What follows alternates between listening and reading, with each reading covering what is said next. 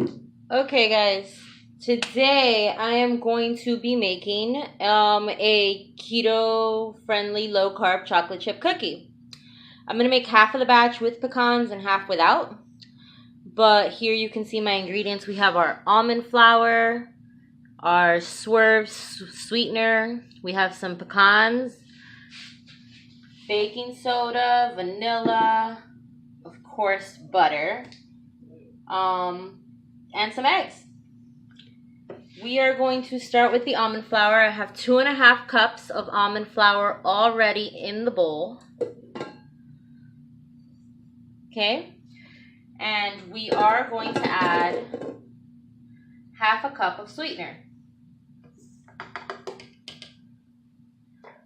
We're going to start slowly mixing it so it starts, getting mixed up for you here. And while it's mixing, I am going to add some salt, because we do need salt up in this, and that is half a teaspoon of salt and half a teaspoon of baking soda, and that's just going to go right in there. So now that we've done that, we also have vanilla.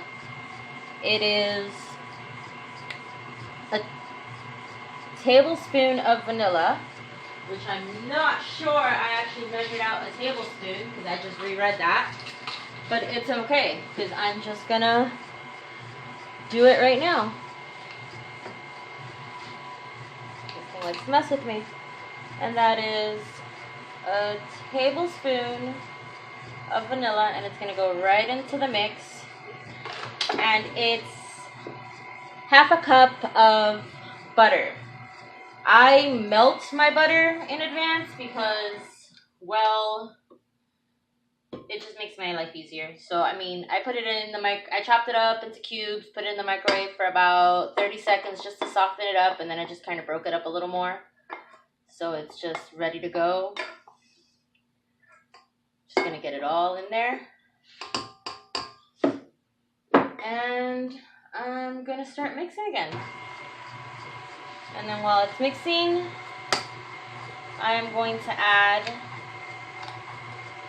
not 1, but 2 eggs. Gotta make sure not to get eggshells and stuff in there. It is pretty good. Pretty much mixes to, a gooey little clump. I did forget to grab the chocolate chips.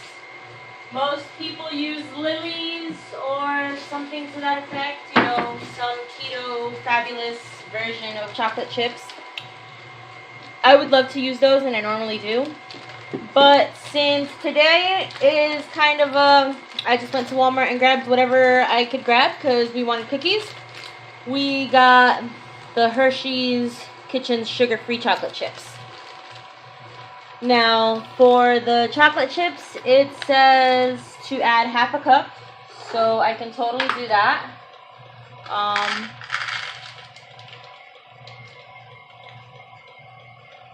You got that's half a cup. And once that's all mixed up, you can choose to stop there, and I can show you what it all looks like.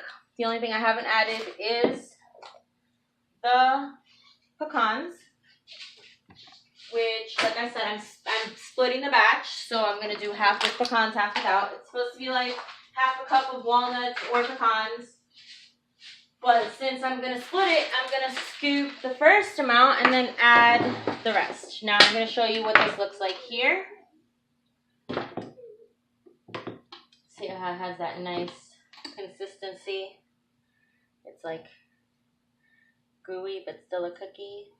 It's going to make a really yummy cookie. I eat these all the time. I usually don't use Swerve. I use just pure sweetener, but I had some Swerve left over in my cabinets from when I first started keto, before I figured out it has that kind of, minty aftertaste that I don't really like. But it's okay. It's what we're using today. So pretty much I just scoop them up into little balls and, just keep that process going. Once I get to about half this pan, I am going to stop and add the pecans. And I want to move this over again because I want another cookie to fit there, but it's okay. We'll just do 3 rows of 3. I'm probably going to put the pecan ones on a different pan now that I think about it. But we'll be back in a bit when I add the pecans.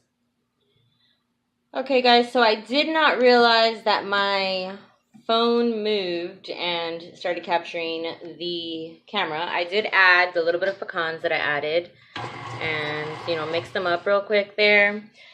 These are the cookies you have on here so far. And I will be scooping the rest up with pecans, and then I'm going to put them in the oven for, I want to say, roughly 10 to 15 minutes is what the recipe calls for, and I'll be back in just a moment. Okay, so these are the cookies with the pecans. As you can see, they're still kind of round.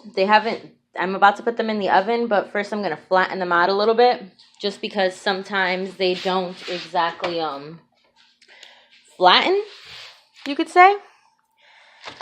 So I'm just going to kind of mush them down a little bit so they're not so perfect little cups or little balls.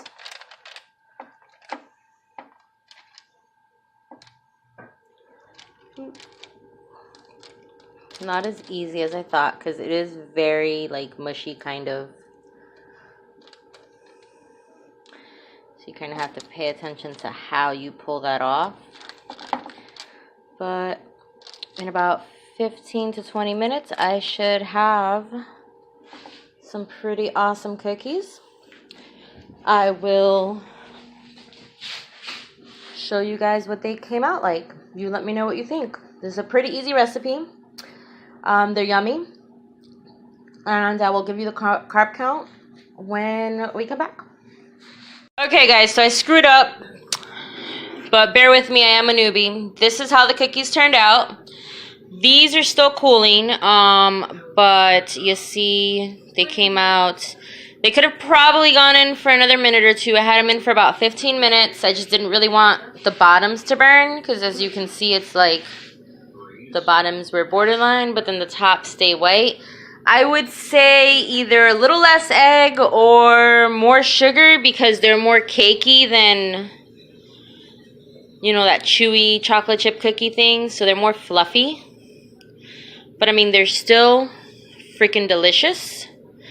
They are about 2.5 net carbs per serving.